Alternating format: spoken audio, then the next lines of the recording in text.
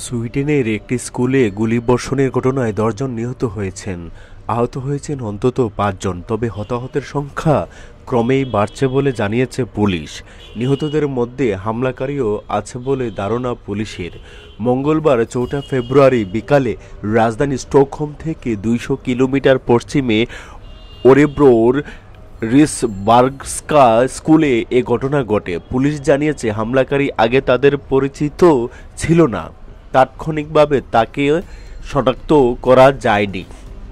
ধারণা করা হচ্ছে তিনি একাই এই ঘটনা ঘটিয়েছে। আহতদের হাসপাতালে নেওয়ার পর ৪ জনের অস্ত্রোপচার এবং একজনের অবস্থা গুরুতর বলে জানানো হয়েছে। আরও অনেক আহত হয়ে থাকতে পারে বলে আশঙ্কা করছে পুলিশ।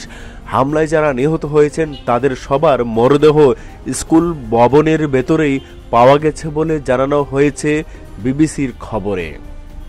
পুলিশ বলছে, ঘটনাটিকে আপাতত খুনের চেষ্টা, অগ্নিসংযোগ এবং আগ্নেয়াস্ত্র হামলার গুরুতর অপরাধ হিসেবে দেখা হচ্ছে।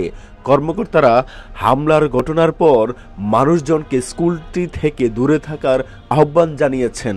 আশেপাশের স্কুলের শিক্ষার্থীদেরকেও নিরাপত্তার স্বার্থে ভবনের ভেতরে রাখা হচ্ছে।